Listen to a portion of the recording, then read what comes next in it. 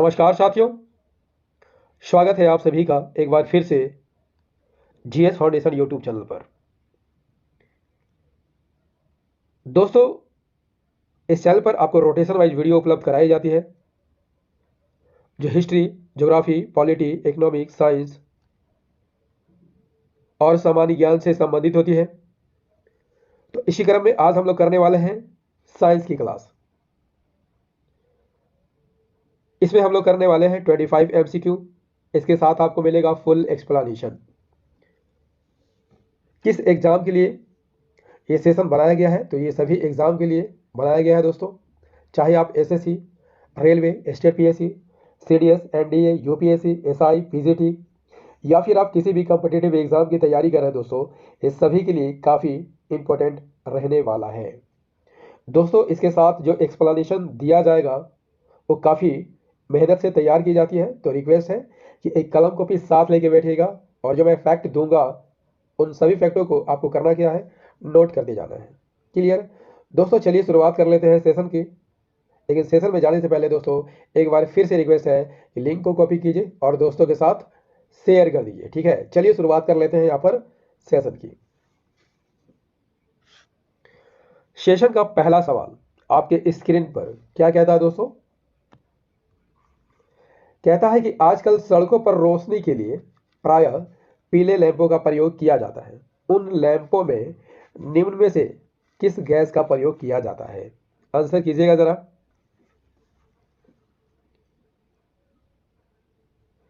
आजकल सड़कों पर रोशनी के लिए प्रायः पीले लैंपों का प्रयोग किया जाता है। उन लैंपों में निम्न में से किस गैस का प्रयोग किया जाता है? आंसर होगा option number B is the correct answer, that is neon का प्रयोग किया जाता है। नियोन की बात कर लेते हैं तो इसका रासायनिक चिन्ह क्या होता है? Ne होता है। परमाणु क्रमांक 10 होता है। यह एक अक्रिय गैस है क्योंकि इसके बाह्यतम कक्षा में कितने इलेक्ट्रॉन होते हैं? 8 इलेक्ट्रॉन होते हैं। इस गैस की खोज किसने की थी? रैमजे और ट्रेवर्स ने की थी। कब की थी? 1898 में की थी। क्लियर? चलिए अगले सवाल का आंसर कीजिए। क्वेश्चन नंबर 2, फाइबर ऑप्टिक्स किस सिद्धांत पर काम करते हैं? आंसर कीजिएगा जरा।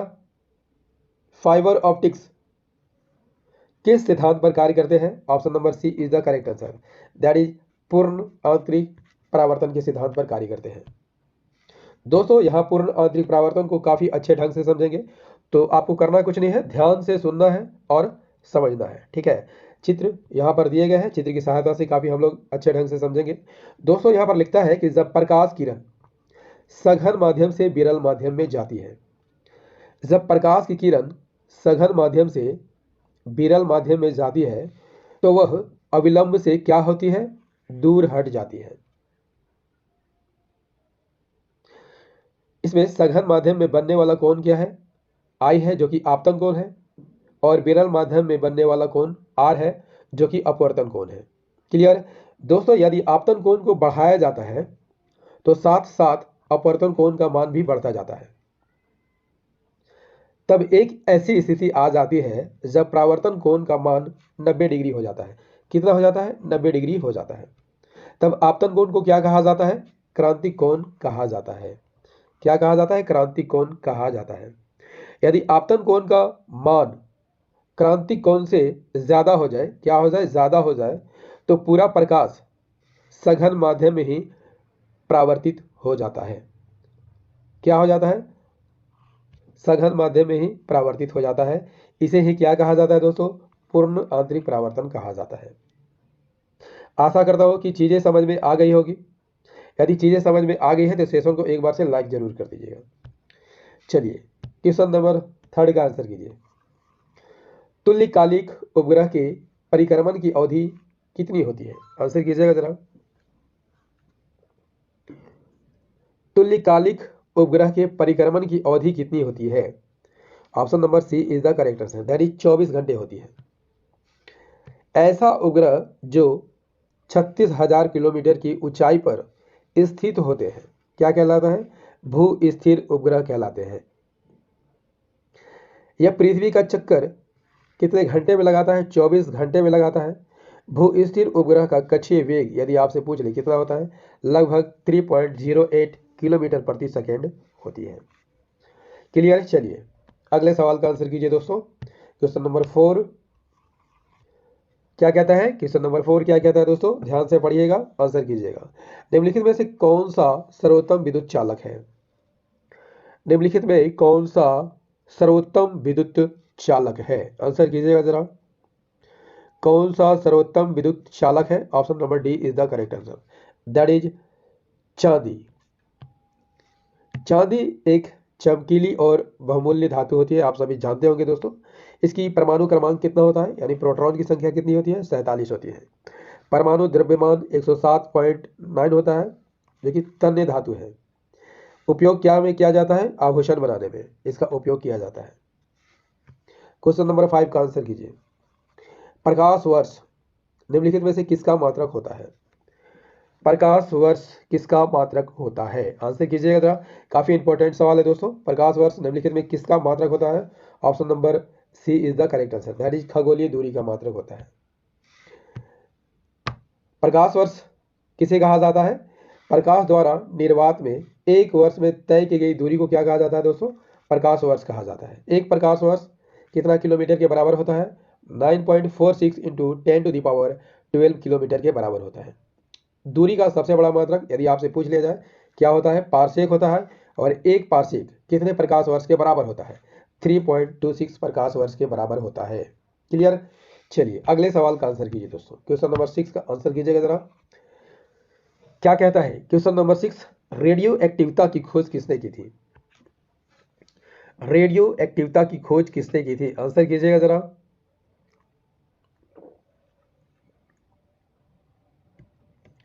रेडियो एक्टिविता की खोज किसने की थी? Option number D is the correct answer, that is वैक्यूवेरल ने की थी। रेडियो एक्टिविता की खोज किसने की थी? एंटोनी हेनरी वैक्यूवेरल ने की थी। कहाँ के रहने वाले थे? फ्रांस के रहने वाले थे। इन्होंने खोज कब की थी? 1896 में की थी। दोस्तों रेडियो एक्टिविता है क्या? प्रकृति में कुछ ऐसे तत्व या पदार्थ होते हैं जिनसे स्वतः ही अपने आप ही अदृश्य किरणें उत्सर्जित होती है, निकलती रहती है। इस घटना को ही क्या कहा जाता है? रेडियो एक्टिविता कहा जाता है। किसी पदार्थ में उत्सर्जित होने वाली रेडियो एक्टिविता के कारण 3 प्रकार की किरणें निकलती है। वो किरणें कौन कौन है? अल्फा किरणें, बीटा किरणें और गामा किरणें। क्लियर। चलिए अगले सवाल का आंसर कीजिए दोस्तों। क्वेश्चन नंबर 7 कहता है कि हीरे की चमक का कारण क्या है? हीरे की चमक का कारण क्या है होगा दोस्तों? आंसर कीजिए। हीरे की चमक का कारण क्या है? Option number A is the correct answer, that is प्रकाश का संपूर्ण आंतरिक परावर्तन। दोस्तों इसके बारे में मैं पहले ही काफी अच्छे ढंग से बता चुका हूं, तो हम लोग करेंगे अगला क्वेश्चन। ठीक है। क्वेश्चन नंबर 8 कहता है कि फाउंटेन पेन किस सिद्धांत पर कार्य करता है? फाउंटेन पेन की बात हो रही है दोस्तों, बॉल पेन की बात नहीं हो रही है। आप लोगों ने फाउंटेन पेन देखा होगा तो कमेंट करके जरूर बताइएगा। तो फाउंटेन पेन की यहां बात हो रही है। फाउंटेन पेन किस सिद्धांत पर कार्य करता है? फाउंटेन पेन किस सिद्धांत पर कार्य करता है? Option number B is the correct answer, that is केशिका क्रिया के सिद्धांत पर कार्य करता है। दोस्तों केशिका की बात कर लेते हैं। तो केशिका किसे कहा जाता है? दोस्तों बहुत छोटे व्यास वाली नालियों को क्या कहा जाता है? केशिका कहा जाता है। आप चित्र में देख सकते हैं, ये केश नली है। यदि इन शंकरी नलियों को किसी द्रव में डुबाया जाए तो द्रव या तो ऊपर उठता है या नीचे क्या हो जाता है? धंस जाता है। चित्र में दिखाई दे रहा होगा, ये उठा हुआ द्रव है और ये यहाँ पर धंसा हुआ द्रव है। क्लियर। दोस्तों यदि कोई भी द्रव संकरी नली को या केश नली को भिगोता है वह ऊपर उठ जाता है, और जो द्रव केश नली को नहीं भिगोता है वो क्या होता है? नीचे धंस जाता है। क्लियर। इस घटना को ही क्या कहा जाता है? केशिका क्रिया कहा जाता है। दोस्तों सारी बातें क्लियर हो गई। चलिए बढ़ते हैं नेक्स्ट सवाल की ओर। क्वेश्चन नंबर 9 का आंसर कीजिए दोस्तों। रडार का आविष्कार किसने किया था? रडार का आविष्कार किसने किया था? आंसर कीजिएगा जरा। रडार का आविष्कार किसने किया था? Option number D is the correct answer, that is Robert Watson Watt ने किया था। रडार का फुल फॉर्म यदि आपसे पूछ ले क्या होता है? Radio detection and raising. Clear? इसकी सहायता से क्या होता है? गतिमान वस्तुओं जैसे वायुयान, जलयान, मोटर गाड़ी, इन सभी की दूरी, ऊंचाई, दिशा और चाल का पता लगाया जाता है। इसकी खोज किसने की थी? रॉबर्ट वाटसन वाट ने की थी। चलिए क्वेश्चन नंबर 10, गैमेक्सिन, डीडीटी और ब्लीचिंग पाउडर किसके यौगिक है? गैमेक्सिन, डीडीटी और ब्लीचिंग पाउडर किसके यौगिक है? Option number A is the correct answer, that is chlorine के यौगिक है। गैमेक्सिन का सूत्र क्या होता है? C6H6Cl6, डीडीटी का C14H9Cl5 और ब्लीचिंग पाउडर का इस तरह से लिख सकते हैं CaOCl होल ट्वाइस। क्लियर? चलिए अगले सवाल का आंसर कीजिए। क्वेश्चन नंबर 11, शुद्ध चीनी में कौन सा तत्व उपस्थित नहीं होता है? आंसर कीजिएगा जरा, शुद्ध चीनी में कौन सा तत्व उपस्थित नहीं होता है? ऑप्शन नंबर क्या हो जाएगा? सही आंसर हो जाएगा, सही आंसर क्या हो जाएगा? ऑप्शन नंबर सी यहाँ पर सही आंसर हो जाएगा, नाइट्रोजन नहीं होता है। शुद्ध चीनी में क्या होता है? कार्बन, हाइड्रोजन और ऑक्सीजन होते हैं। इसका सूत्र क्या होता है? C12H22O11। इसमें कहीं भी नाइट्रोजन का समावेश नहीं होता है। क्लियर? चलिए दोस्तों सेशन कैसा लग रहा है कमेंट करके जरूर बताइएगा। क्वेश्चन नंबर 12, किसी तत्व के रासायनिक गुण निम्न में से कौन तय करता है? काफी आसान सा सवाल है दोस्तों, आंसर कीजिएगा जरा। किसी तत्व के रासायनिक गुण निम्न में से कौन तय करता है? आंसर क्या हो जाएगा? ऑप्शन नंबर बी यहाँ पर सही आंसर हो जाएगा, इलेक्ट्रॉनों की संख्या। इलेक्ट्रॉन कैसे कण होते हैं दोस्तों? ऋणात्मक कण होते हैं और वैद्युत आवेशित होते हैं, और ये परमाणु के नाभिक के चारों ओर चक्कर लगाते हैं। इसकी खोज किसने की थी? जे थॉमसन ने की थी। कब की थी? 1897 में की थी। दोस्तों यदि आपसे पूछ लिया जाए कि नाभिक में कौन कौन से कण होते हैं, प्रोटॉन और न्यूट्रॉन होते हैं, और इन्हीं से क्या बनता है? न्यूक्लियस का निर्माण होता है, नाभिक का निर्माण होता है। प्रोटॉन पर धन आवेश होता है और न्यूट्रॉन पर कैसा आवेश होता है? कोई भी आवेश नहीं होता है। क्लियर? दोस्तों प्रोटॉन की बात कर लेते हैं तो इसकी खोज किसने की थी? रदरफोर्ड ने की थी। कब की थी? 1911 में की थी। न्यूट्रॉन की खोज जेम्स चैडविक ने की थी। कब की थी? 1932 में। क्लियर? चलिए अगले सवाल का आंसर कीजिए दोस्तों। क्वेश्चन नंबर 13, जर्मन सिल्वर में निम्नलिखित में से कौन सा नहीं होता है? कॉपर, निकेल, सिल्वर या जिंक? जर्मन सिल्वर में कौन नहीं होता है? Option number C is the correct answer, that is silver नहीं होता है। जर्मन सिल्वर तांबे की एक मिश्र धातु है। इसमें 60% तांबा, 20% निकेल और 20% क्या होता है? जस्ता होता है। इसे निकल चांदी भी कहा जाता है क्योंकि यह चांदी जैसा दिखता है। क्लियर? लेकिन इसमें क्या चांदी होता है? इसमें चांदी नहीं होता है। चलिए अगले सवाल का आंसर कीजिए। अशुद्ध कपूर को शुद्ध कैसे किया जाता है? अशुद्ध कपूर को शुद्ध कैसे किया जाता है दोस्तों? आंसर कीजिएगा जरा। यहाँ पर सारे प्रश्न इंपोर्टेंट लिए गए हैं दोस्तों, जो परीक्षा में बार बार रिपीट किए जाते हैं। ठीक है, तो आंसर कीजिएगा जरा, अशुद्ध कपूर को शुद्ध कैसे किया जाएगा? Option number A is the correct answer, that is उद्धारोपातन द्वारा। उद्धारोपातन क्या है दोस्तों? एक ऐसी भौतिक रासायनिक प्रक्रिया जिसमें कोई पदार्थ अपनी ठोस अवस्था से सीधे गैस में परिवर्तित हो जाता है। इसे ही क्या कहा जाता है? उद्धारोपातन कहा जाता है। इस पूरी प्रक्रिया के दौरान पदार्थ की अवस्था द्रव अवस्था में परिवर्तित नहीं होती है। क्लियर? कपूर का ठोस अवस्था से सीधे वाष्प के रूप में उड़ जाना ही उदरोपातन का उदाहरण है। क्लियर? चलिए अगले सवाल का आंसर कीजिए दोस्तों। क्वेश्चन नंबर 15, दूध को दही में स्कंदित करने वाला एंजाइम कौन सा है? आंसर कीजिएगा जरा, दूध को दही में स्कंदित करने वाला एंजाइम कौन है? Option number A is the correct answer, that is rennin. Rennin एक प्रकार का एंजाइम है जो अमाशय में उपस्थित एक ग्रंथि से क्या होता है, स्रावित होता है। रेनिन किसके लिए जरूरी होता है? दूध के पाचन के लिए रेनिन काफी जरूरत होती है। यह एक बच्चे के जन्म से लेकर 3 साल तक ही स्रावित होता है। इसके बाद जो है शरीर में इसका निर्माण क्या होता है, बंद हो जाता है। आपके मन में एक विचार जरूर आ रहा होगा दोस्तों, जब रेनिन का बंधन 3 साल में ही बंद हो जाता है तो उसके बाद दूध का पाचन होता कैसे है? तो दोस्तों याद कर लीजिएगा, लैक्टेज एंजाइम भी होता है जो दूध का पाचन करता है, और ये कहाँ पाया जाता है? आंत में पाया जाता है। क्लियर? चलिए अगले सवाल का आंसर कीजिए दोस्तों, क्वेश्चन नंबर 16। जल में कठोरता किसकी उपस्थिति के कारण आ जाती है? दोस्तों कठोर जल किसे कहा जाता है? कठोर जल उसे कहा जाता है जिसमें साबुन इस्तेमाल करने पर उसमें झाग पैदा नहीं होता है। ठीक है, तो यहां पर आपको आंसर करना है कि जल में कठोरता किसकी उपस्थिति के कारण आती है। आंसर क्या होगा? ऑप्शन नंबर बी सही आंसर हो जाएगा। कैल्शियम और मैग्नीशियम के क्लोराइड के कारण जो है जल में कठोरता आ जाती है। पानी की कठोरता यदि आपसे पूछ ले दोस्तों कितने प्रकार की होती है? 2 प्रकार की होता है, एक अस्थायी कठोरता और दूसरा अस्थायी कठोरता।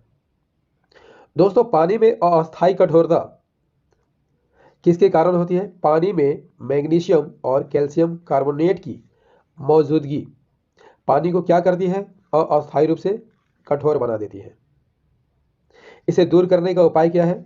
ऐसे में पानी को उबालकर उसकी कठोरता को दूर किया जाता है।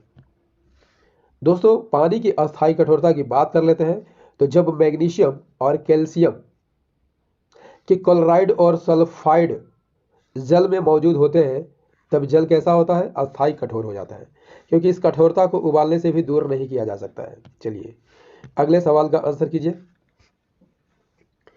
अगला सवाल का आंसर कीजिए दोस्तों।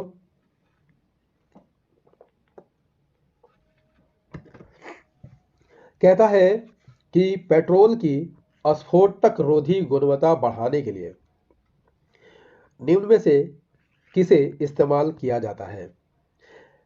पेट्रोल की स्फोटक रोधी गुणवत्ता बढ़ाने के लिए निम्नलिखित में से किसका इस्तेमाल किया जाता है? Very very important question for your exam.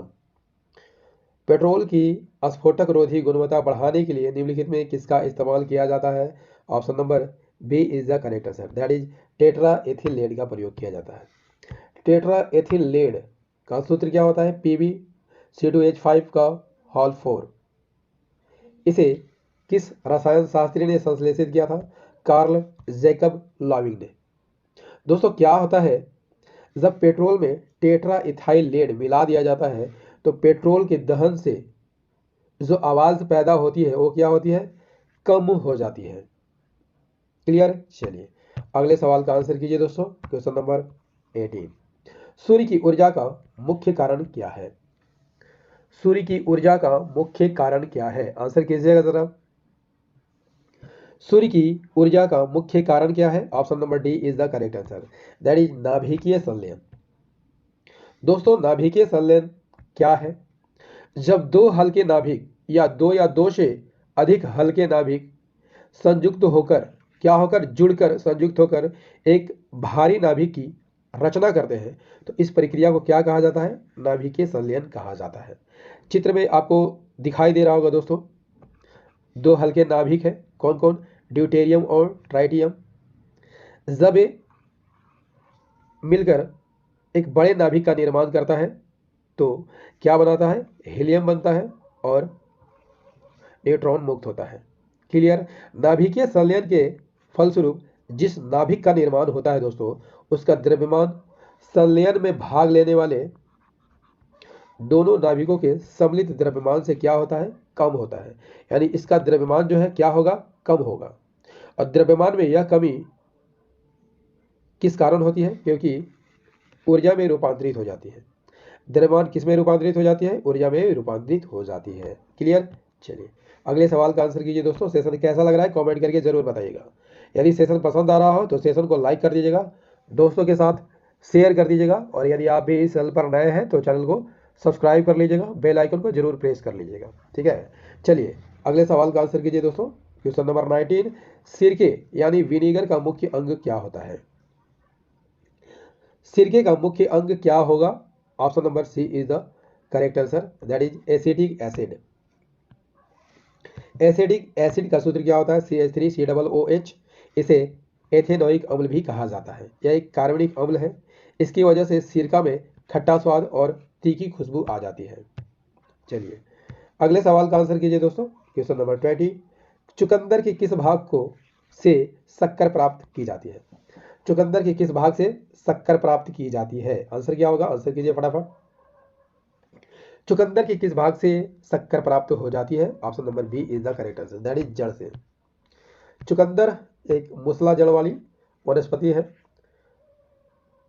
किस जाति से यह पौधा आती है? बीटा वल्गेरिस नामक जाति के पौधा है।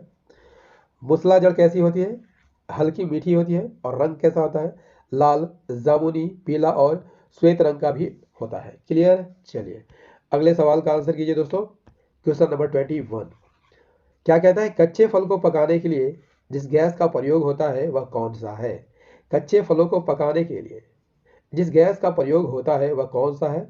ऑप्शन नंबर बी यहाँ पर सही आंसर हो जाएगा, एथिलीन। एथिलीन का IUPAC नाम क्या होता है दोस्तों? एथीन होता है। अनुसूत्र C2H4 होता है। एक प्राकृतिक पादप हार्मोन के रूप में यह काम करता है। उपयोग क्या है? फलों को जल्दी पकाने में इसका उपयोग होता है। चलिए आंसर कीजिए क्वेश्चन नंबर 2 का। कहता है कि पक्षियों की हड्डियां होती है लचीली, कैल्शियम रहित, ठोस और मजबूत, छिद्रयुक्त और वायु से भरी हुई। पक्षियों की हड्डियां कैसी होती है? आंसर क्या हो जाएगा? ऑप्शन नंबर डी सही आंसर हो जाएगा, छिद्रयुक्त होती है और वायु से भरी होती है। पक्षियों की हड्डियां कैसी होती है? खोखली होती है। इसे क्या कहा जाता है? एयर कॉर्प्स कहा जाता है। इसमें क्या भरी रहती है? हवा भर जाती है।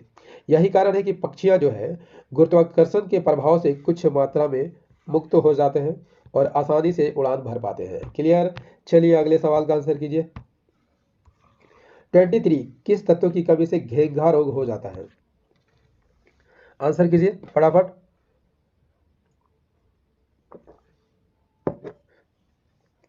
किस तत्व की कमी से घेंघा रोग होगा? Option number C is the correct answer, that is iodine की कमी से घेंघा रोग होता है। घेंघा या ग्वाइटर एक रोग है जिसमें क्या होता है? गला फूल जाता है। आपने देखा होगा। कारण क्या है? शरीर में आयोडीन की कमी हो जाती है और आयोडीन की कमी के कारण थायराइड ग्रंथि में सूजन आ जाती है। यह रोग उन क्षेत्रों में पाया जाता है जहां पानी में आयोडीन की मात्रा काफी कम होती है। क्लियर? चलिए अगले सवाल का आंसर कीजिए दोस्तों। 24, हीमोग्लोबिन क्या है? हीमोग्लोबिन क्या है? ऑप्शन नंबर डी यहाँ पर सही आंसर हो जाएगा, जटिल प्रोटीन।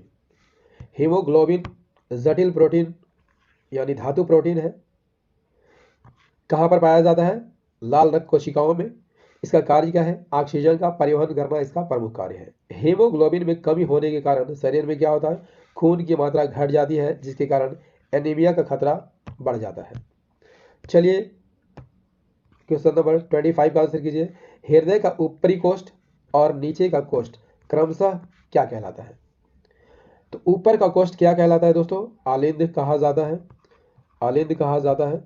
और नीचे के कोष्ठ को क्या कहा जाता है? निलय कहा जाता है। ठीक है, क्या कहा जाता है? निलय कहा जाता है। Option number B is the correct answer, that is आलिंद और निलय। हृदय में 4 कक्ष होते हैं। क्लियर?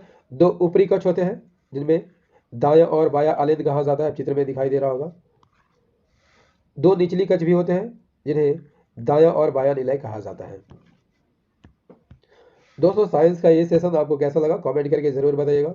यदि सेशन पसंद आया हो तो इसे लाइक कर दीजिएगा, दोस्तों के साथ शेयर कर दीजिएगा और यदि आप भी इस चैनल पर नए हैं तो चैनल को सब्सक्राइब कर लीजिएगा, बेल आइकन को जरूर प्रेस कर लीजिएगा। दोस्तों ऐसे ही वीडियो मैं आपके लिए रोज लाते रहता हूं जो history, geography, polity, economics, science और सामान्य ज्ञान से संबंधित होती है। तो इसे डेली देखना मत भूलिएगा। मिलते हैं अगले सेशन में हिस्ट्री के प्रश्नों के साथ। जय हिंद, धन्यवाद।